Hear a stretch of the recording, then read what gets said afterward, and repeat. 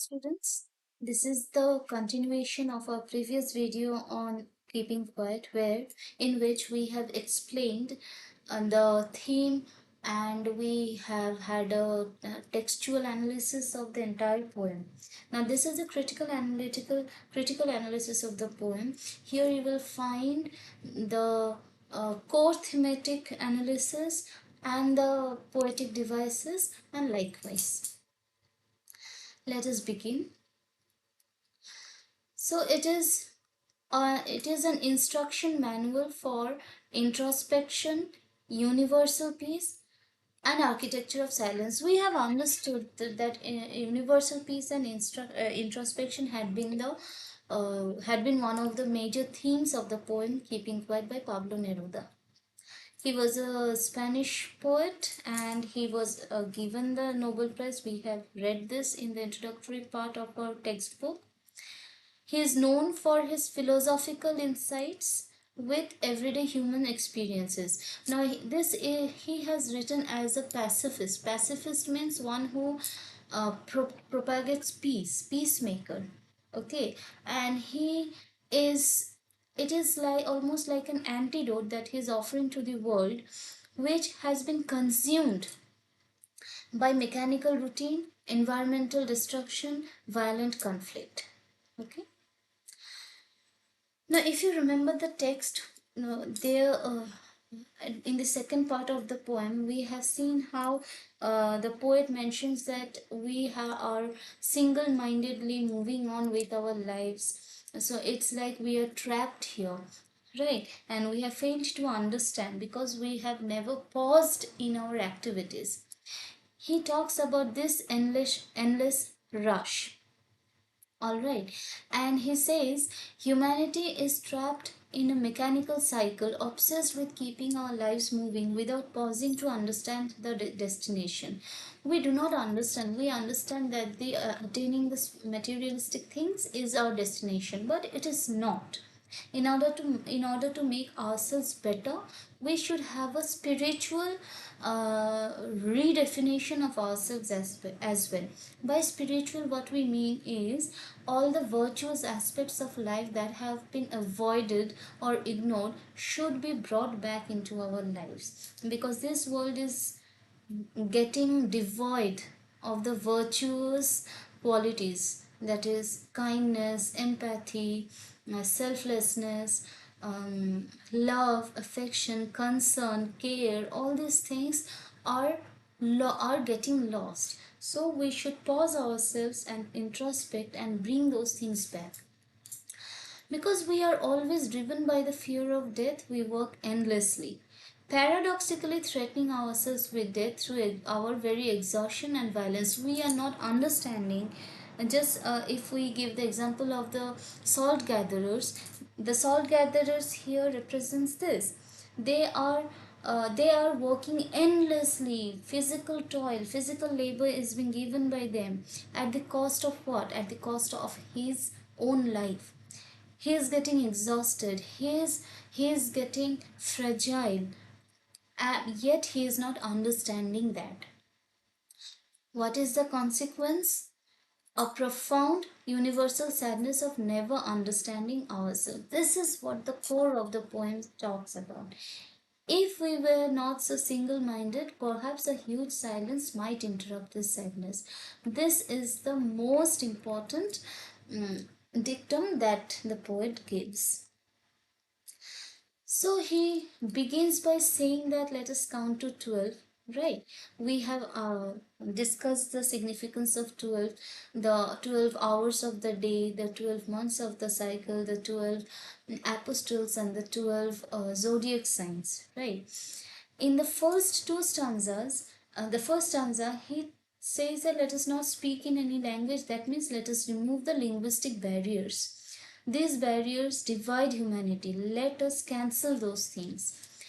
Let us not move our arms. So let us not be mobile. Let us stop our mobility. Let us be physically inactive. At the same time, let us lower down our weapons and cease relentless labor. That means what? Let us surrender. Let us not indulge in any kind of violent activity. And let's stop for 1 second to complete a universal cycle of stillness. He says that if we do this, everyone will be together. There will be a sudden strangeness. Okay, this is very important. What are the two worlds that are being inferred by the poet? This is the regular world, the normal world that we are living in, and this is the Neruda's world. This is Neruda's world, which he is trying to tell. Okay, what will happen? What will be the existence here if there is moving arms, rush, engines, violence, wars, etc. But here there is sudden strangeness and stillness. We would all be together. There will be it is united. What will be the mode of communication? People are communicating in diverse languages, and that becomes and that become one of the major trigger points uh, of conflict, of barriers, right? Whereas here people will speak the universal language of silence. This shows the unity. How will we interact with nature? Marine exploitation, the salt gatherers, etc. However, if we attain that moment of introspection, we will observe our hurt hands coexisting without harm. We will understand that this can happen, means we can move forward without inflicting any physical or emotional damage to ourselves. What kind of conflict can we see? Or what will be the result? There are all kinds of wars, green wars, nuclear wars, wars with fire. Whereas in Neruda's world, if we can achieve that introspective mode, we will come out, we will become better versions of ourselves, and we will be non-violent and peaceful beings. We will wear clean clothes, that is no violence, walking in the shade with our brothers, that is brotherhood will be achieved. External peace, the fisherman would not harm whales. This is the external result, right? A pause in the pursuit of wealth at the expense of the environment. This is very easy to understand. Once we achieve that, once we know that this is wrong that we are doing, we will pause, and that will help the environment to revive. And micro level, at the micro level, the physical and emotional damage that is inflicted upon himself, this will be stopped. He will understand this. What happens with the green wars, the environmental degradation, the wars, the human slaughter? What is the ultimate result of these three causes? The ultimate result is this: absolute irony. Victory will be there, but people won't be there to celebrate the victory. Please read this, this is very important. Neruda exposes the ultimate futility of war.